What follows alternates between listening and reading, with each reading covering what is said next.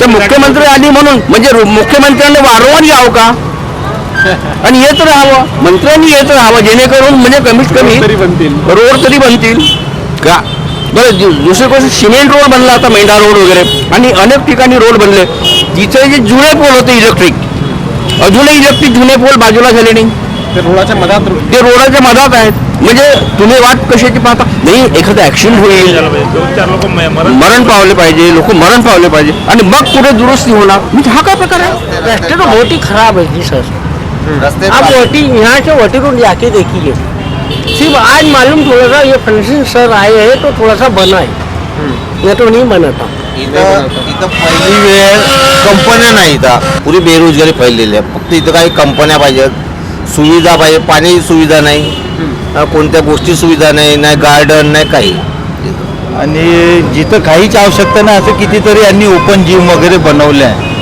ते सामान्य अस्ताव्यस्त पडलेले आहे. कि हमने समृद्धि महामार्ग को भंडारा से जोड़े, उसका फायदा होगा. समृद्धि महामार्ग का फायदा सिर्फ जो जिन लोगों के पास में पैसा था, जिन लोगों ने जमीन में पैसा उलझा दिया, उनके लिए रहा. लोकल आदमी के लिए क्या फायदा.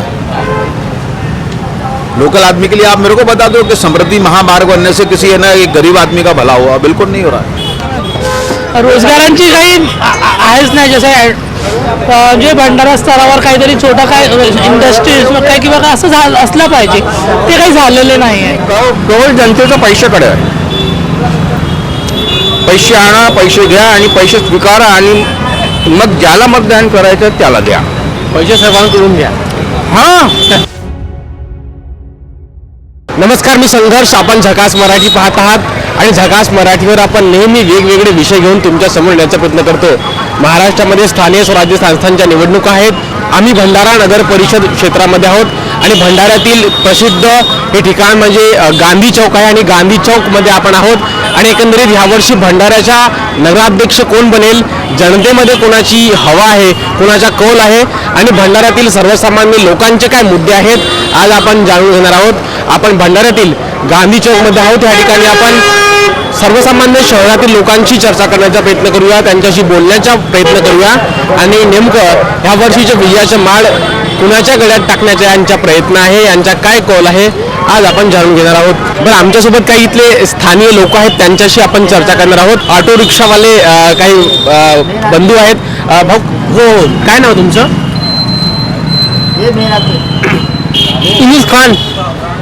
युनुस खान.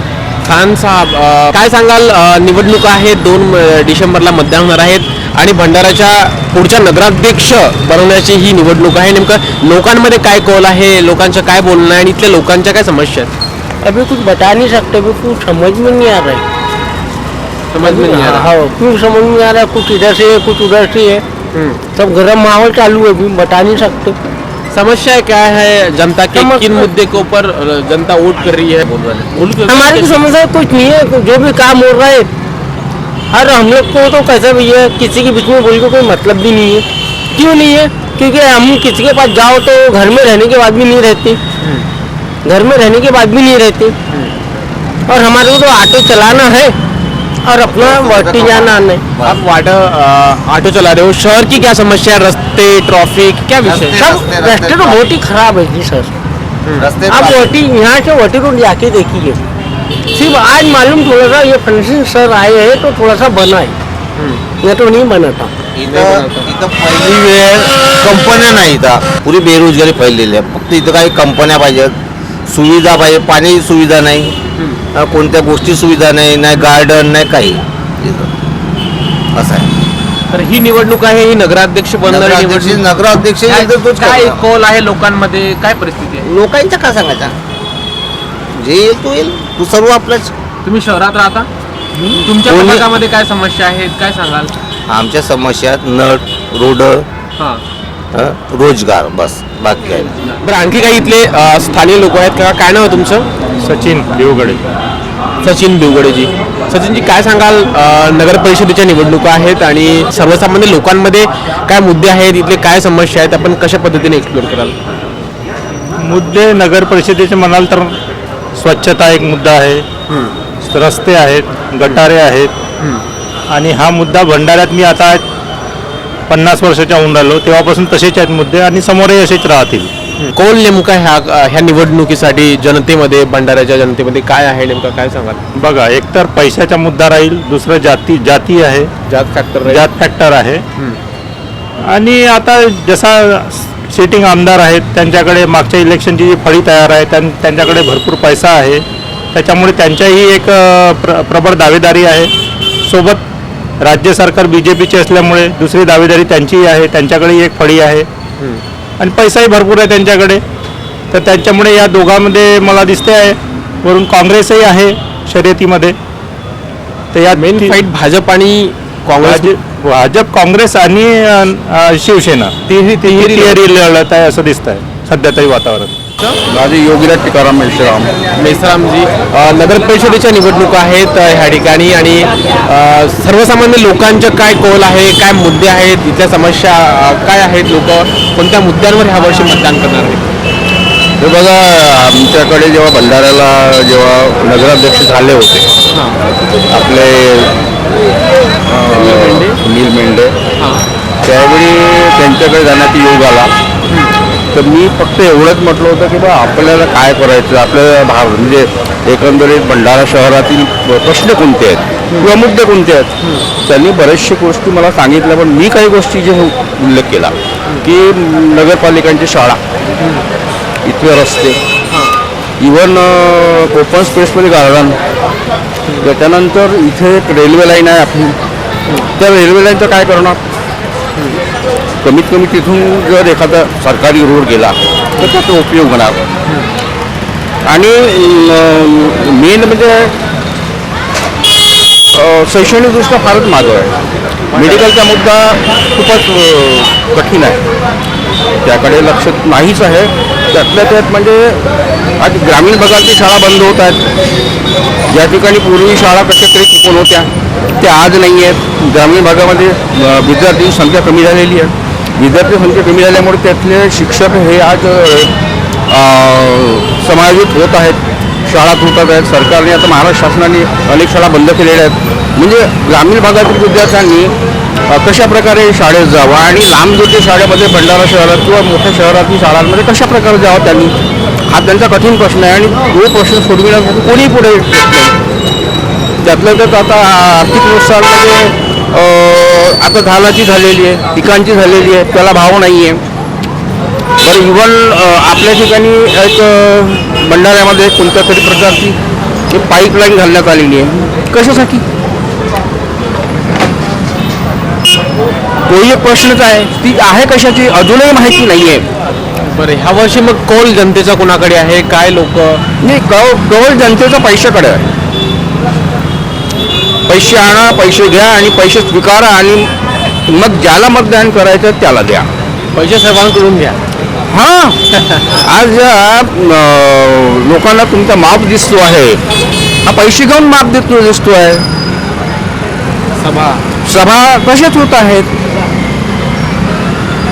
मनातील आज जनतेच्या मनामध्ये प्रश्न आहेत ना. नगरसेवक आज अनेक 10-20 वर्षापासून आहेत.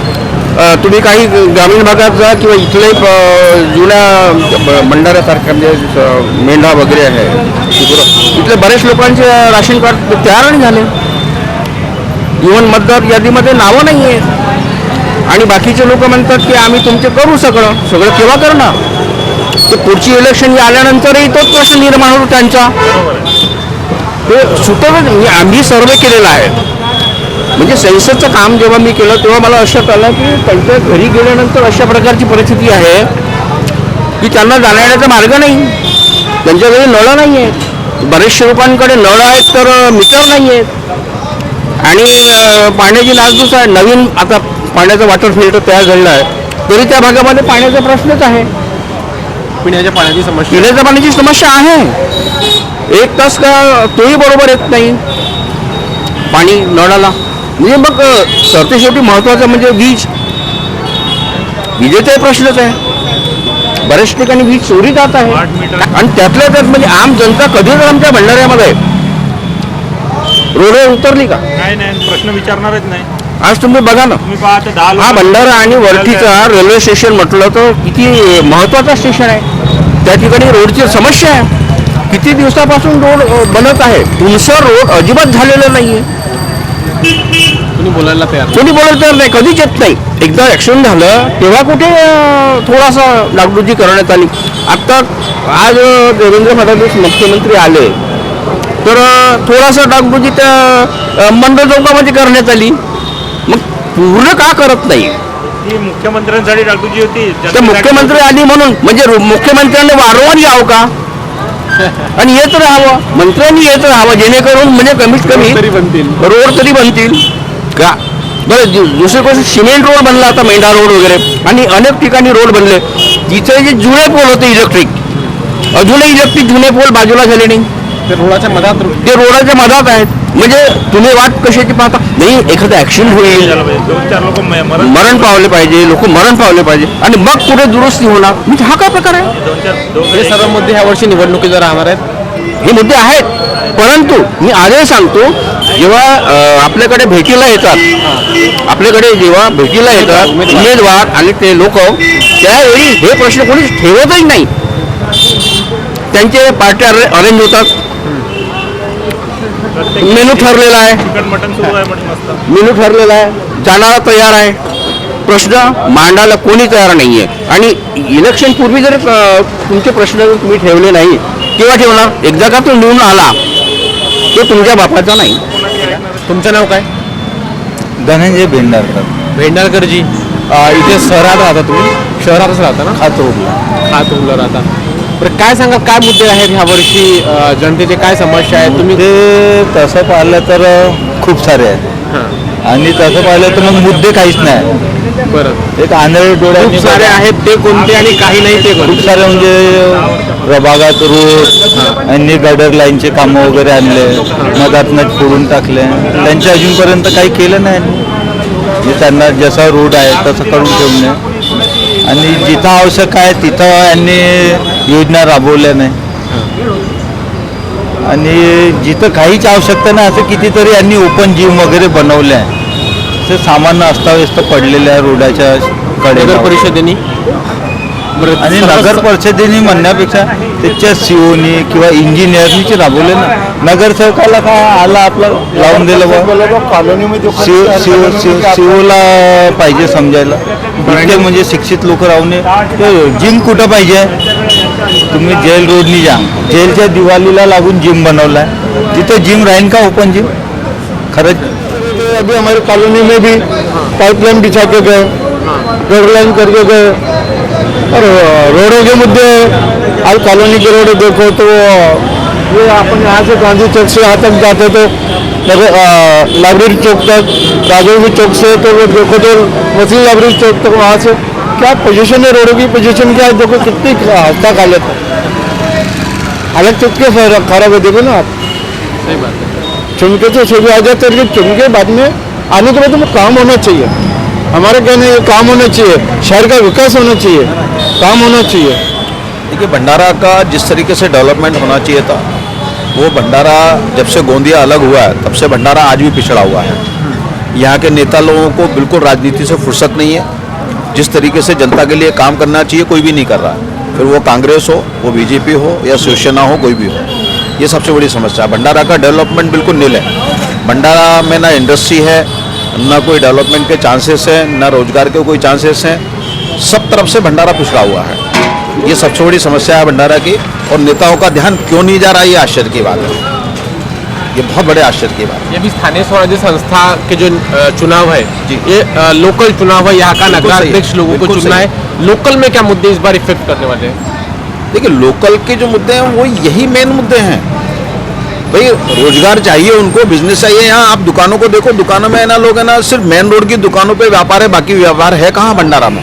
व्यापार की मुख्य समस्या. व्यापार बहुत बड़ा मुद्दा है क्योंकि भंडारा के लोग है ना नागपुर चूंकि अप डाउन होता है तो पूरा सेंट्रलाइजेशन जो है वो नागपुर हो जाता है. हम पलायन करते हैं और गांव से छोटे शहरों में पलायन हो रहा है. छोटे शहरों से बड़े शहरों में पलायन हो रहा है. तो ये पलायन रुकेगा कैसे. आज सीएम आए थे भंडारा में. सीएम का कहना था कि हमने समृद्धि महामार्ग को भंडारा से जोड़े उसका फायदा होगा. समृद्धि महामार्ग का फायदा सिर्फ जो जिन लोगों के पास में पैसा था जिन लोगों ने जमीन में पैसा उलझा दिया उनके लिए रहा. लोकल आदमी के लिए क्या फायदा. लोकल आदमी के लिए आप मेरे को बता दो कि समृद्धि महामार्ग बनने से किसी है ना एक गरीब आदमी का भला हुआ, बिल्कुल नहीं हो रहा है। जनता धीरे धीरे जागृत हो रही है, उसमें व्हाट्सएप का योगदान है, उसमें मल्टीमीडिया का योगदान है, आप लोगों का जो इंटरव्यू होते हैं उसका योगदान है। आज ना जितना अधिक प्रचार राजनीति में अब हो रहा है, पिछले कुछ सालों में कहाँ होता था, नहीं होता था। आज ना भले है ना उसकी दिशा कभी कभी गलत हो जाती है, व्हाट्सएप के माध्यम से फेक न्यूज़ आती है, फेक वीडियोज़ आते हैं, लेकिन फिर भी जागरूकता तो बढ़ रही ना। एक हर आदमी का रुझान जो है राजनीति की तरफ हो गया। यहाँ पर है ना मैं भंडारा का एक प्रॉब्लम बताता हूँ, मेडिकल का कितना बड़ा प्रॉब्लम है। हॉस्पिटल बहुत खुल गए हैं, लेकिन आज भी आदमी को नागपुर लेकर दौड़ना पड़ता है। क्यों? नागपुर के मैक्सिमम डॉक्टर यहाँ आकर कंसल्टेशन करते हैं। क्यों करते हैं? यहाँ पर अच्छे हॉस्पिटल्स नहीं है, अच्छी मेडिकल फैसिलिटी नहीं है, और ये मेडिकल फैसिलिटी है तो वो भी फ्रॉड है। आप है ना पब्लिक को चूतिया बना रहे हो, वो मेडिकल लाइन की हो या राजनीति की हो, बात तो एक ही है।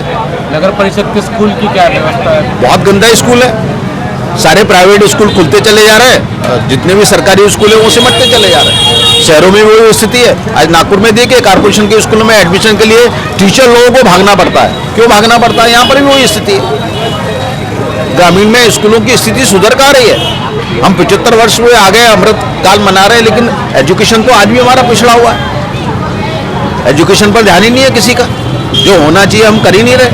और क्यों नहीं कर रहे? क्योंकि सारे नेता करप्ट है। एक भी आदमी जनता को ध्यान में रखकर काम नहीं कर रहा है, ये दुर्भाग्य है इस देश का। महेश जी काय सांगाल, निवडणुका आहेत आणि काय मुद्दे आहेत सर्वसामान्य, आपण युवक आहात, युवकांचे काय मुद्दे राहणार आहेत? बघा सत्तेवर कोणी पण असो फरक ते नाही पडत, पण जे दुर्दशा आहे रस्त्यांची वगैरे ज्याला मी फेस करताय खूप जास्त, मैत्री मताने त्याच्यावर रिग्रेसली काम व्हायला पाहिजे. भंडार तरी खूप जरूरत आहे. आसपासचे रस्ते इथे खराब झालेले आहेत. जर मी वेळेला असतो प्रॉपर राहणारा तर मी जेव्हा येतो तिकडून नागपूर नाक्यावरून जेव्हा राजीव गांधी चौकात वगैरे रस्त्याची हालत एवढी खराब झालेली आहे की कधी ऍक्सिडेंट होईल काय गॅरंटी नाही आहे. याच्याकडे लक्ष द्यायला पाहिजे. सत्तेवर कोण आहे ते फरक नाही पडत जनतेला, पण काम व्हायला पाहिजे. सत्तेवर कोणी पण येऊ, सगळ्यांची हवा आहे, सगळेजण आपापला प्रचार करतात, पण याच्यानंतर काहीच इम्प्रूव्हमेंट नाही आहे. मागच्या 5 वर्षापासून मी पण पाहतो भंडारामध्ये इम्प्रूव्हमेंट झिरो आहे. त्याच्यावर लक्ष द्यायला पाहिजे माझं म्हणणं आहे. शहराचा विकास व्हायला पाहिजे. विकास व्हायला पाहिजे प्रत्येक क्षेत्रामध्ये. रस्त्याची दुर्दशा खूप झालेली आहे. बरं, आणखी काय नाव तुमचं? प्रशांत पुरुषार्थी. प्रशांत पुरुषार्थीजी. प्रशांतजी काय सांगाल, युवकांचे काय मुद्दे आहेत ह्या वर्षी ह्या निवडणुकीला? काय तुम्ही नवीन समस्या, कारण सर्वांनी पाण्याची आणि रस्त्याची समस्या सांगितली, युवकांचे काय प्रश्न आहेत? लोकांचे प्रश्न आहेत की लोकांना भंडाऱ्याचे कोणत्याच प्रकारचं नगर परिषद असो की कोणत्याही माध्यमातून रोजगारांची काही आहेच नाही. जसं जे भंडारा स्तरावर काहीतरी छोटा काय इंडस्ट्रीज काय किंवा काय असं असलं पाहिजे, ते काही झालेलं नाही आहे. आणि म्हणून ते आता लोकांमध्ये की रोजगार नसल्यामुळे ते भटकत आहेत. त्यांना दुसरे व्यसन लागून राहिले.